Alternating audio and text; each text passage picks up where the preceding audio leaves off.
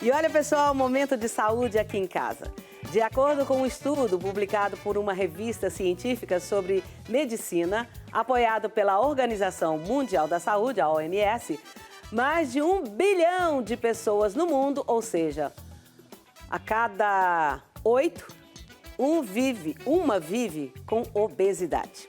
Aqui no Brasil, os dados são preocupantes. Segundo o levantamento, 24,3% dos adultos brasileiros são obesos, percentual que chega a ser de 32,6% entre homens de 45 a 54 anos, praticamente 1 a cada 3, né?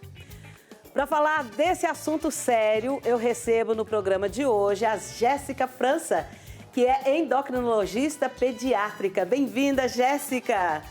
Que bom tê-la aqui em casa pela primeira vez. Obrigada. Obrigada, um prazer estar aqui com você hoje. Obrigada por me receber na sua casa. Permitir conversar com tantas famílias, entrar em tantas casas também sobre um assunto tão importante. Muito importante. Vamos sentar e bater esse papo aqui. Sim. Lá na minha família, eu sou de uma família de pessoas obesas. Veio do meu avô, passou para o pai, passou para a mãe também, a avó, dos dois lados. Só que naquela época, há 60 anos atrás, 65 anos atrás, eram poucas as famílias de obesidade. E eu me lembro que no domingo a gente comprava um refrigerante família, que era 1 litro. E a família tinha 8 pessoas. E todo mundo ficava satisfeito com aquele refrigerante família. Com o passar do tempo, essa família diminuiu, mas a quantidade de refrigerante aumentou. O caminho começou, foi aí? Olha, você tem toda a razão e seu raciocínio faz todo sentido.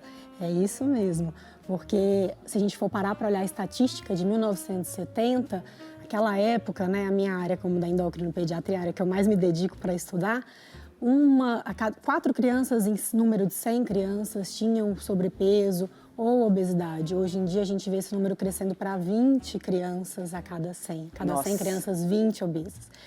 E a gente também percebe que um dos principais fatores relacionados é exatamente a mudança alimentar, a mudança do estilo de vida, como a nossa população hoje em dia é menos ativa, quando comparado alguns tempos atrás.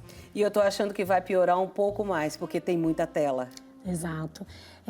Temos previsões, né? Os trabalhos hoje em dia, todos os estudos e instituições trabalham muito com previsões para o futuro. Em 2050, a previsão de que cerca de 40% a 50% das crianças possam estar com sobrepeso ou obesidade. Nossa, é muito. Muito. É um percentual muito assustador. Alto. Agora, o que é mais preocupante são como é que eu diria? As sequelas disso, né? Que vem outros problemas. Exatamente. A pessoa com obesidade, ela precisa ser avaliada como contra a sua saúde. Muitas vezes ela pode não ter nenhuma associação, nenhuma outra doença, condição associada. Mas é muito mais frequente na população com obesidade a presença de doenças do colesterol, alterações do colesterol, alterações da pressão arterial, né? Uma pressão arterial elevada, alteração de diabetes, pré-diabetes, e isso tudo predispõe a desfechos muito ruins, né? Um infarto agudo do miocárdio, uma alteração cerebral, um derrame, né? Conhecido como derrame ou AVC. Então, por isso que é tão importante a pessoa com obesidade, ela procurar, né, um especialista para checar como que está a sua saúde de uma forma integral. E com criança é um pouco mais complicado, né? Porque antigamente a gente falava assim com os filhos: mãe, todo mundo vai, você não é todo mundo, não é? Exato. Mãe, você não pode comer esse tipo de coisa, mas todo mundo come. Mas hoje em dia não cabe mais falar você não é todo mundo. Porque criança tem muita opinião e hoje em dia é diferente. Você tem que respeitar o que essa criança está aprendendo, porque antes a gente não tinha tanto acesso. Exato. Hoje as crianças têm. Exatamente. As crianças têm Eles acesso. argumentam, elas têm hoje em dia um outro posicionamento, né? E aí está o desafio da pediatria. A gente tem uma abordagem lúdica, uma abordagem que acolha essa criança, acolha essa família, que ela consiga se sentir parte, né, desse projeto do emagrecimento, entender o quanto é importante ser saudável. É uma coisa muito subjetiva. Para o adulto é fácil entender que vai causar doença, que aquela doença pode causar um malefício, mas para a criança é tudo muito subjetivo. A criança gosta de brincar, ela não quer passar por nenhum trauma, ela não quer passar por uma conversa difícil. Então, a abordagem tem que ser muito apropriada, né, para a gente não levar traumas para essa criança, para não deixar ela triste, porque muitas vezes ela já vem trazendo isso na consulta. Bullying, ansiedade, depressão, cada vez mais está sendo tão frequente nas nossas crianças esse tipo de apresentação, esse tipo de queixa. Então, a abordagem ela é muito importante. Tá, mas vocês fazem um trabalho muito bonito, muito lúdico, muito perfeito, mas depois que eu vou para casa, aí isso tudo é outra coisa. Aí vem uma coisa que não mudou desde os anos 70 para cá. Exemplo. Exemplo não muda. Então, se você, vovó, você que está com criança, que está com obesidade, e quer que a sua criança seja saudável, todo mundo em casa tem que ficar saudável também, não é, doutora? Exatamente. Eu falo para a família que o pilar é a família, né? A família precisa dar esse suporte para a criança.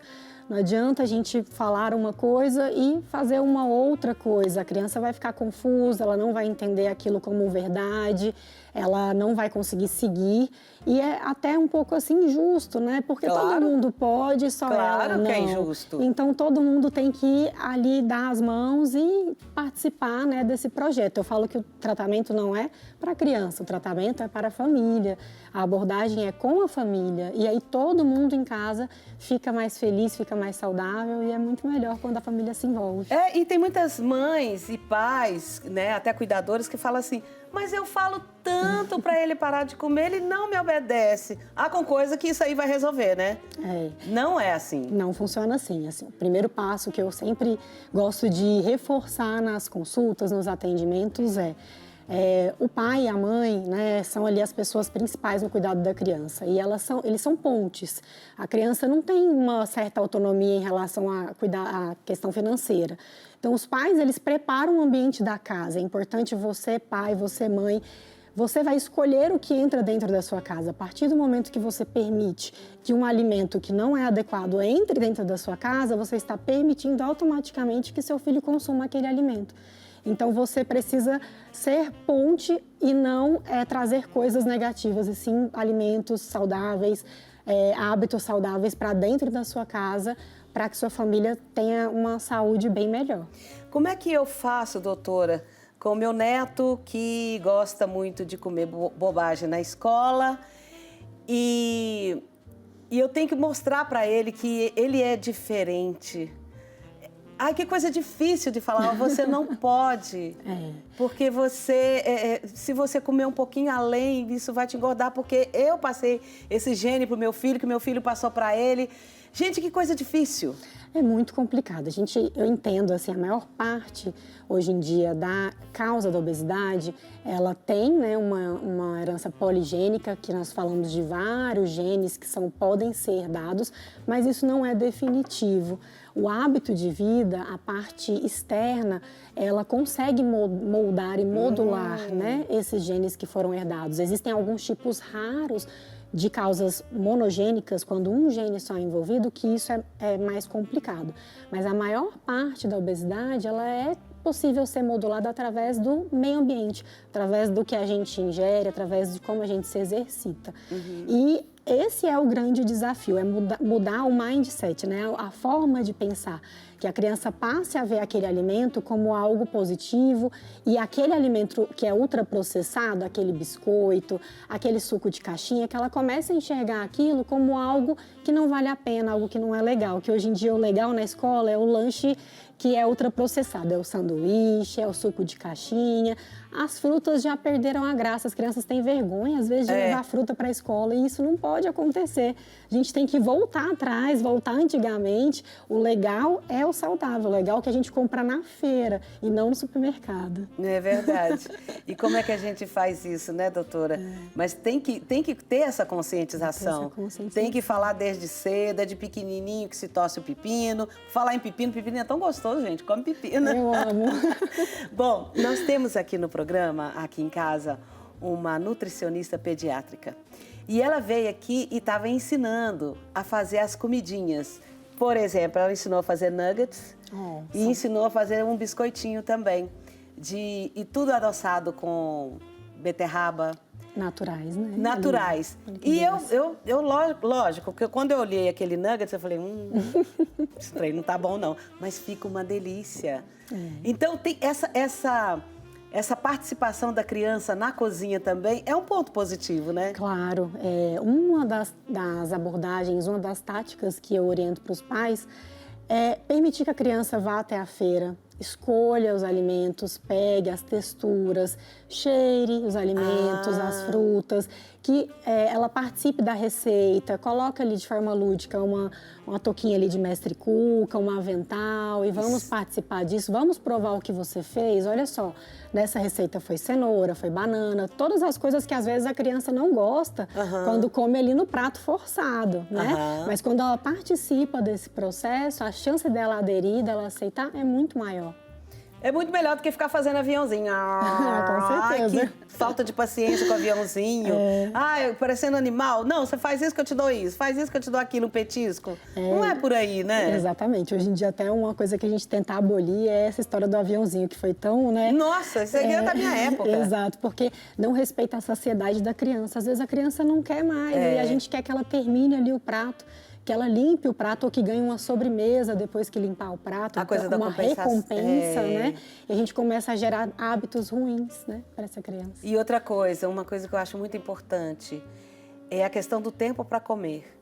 Porque a mãe não tem muito tempo, que ela veio almoçar, tem que voltar para o trabalho, ou o pai não tem muita paciência, vai enfiando, vai tocando na boca do menino. A criança já começa a comer mais rápido, desde os 6 meses de idade, e aí já vai desenvolvendo uma obesidade. Está correto isso? Totalmente correto. Outro ponto, a consulta que a gente aborda temas de obesidade, ela é muito extensa. Por quê? A gente tem que ver como que é a rotina dessa família. Isso é um dos pontos principais dentro da minha consulta.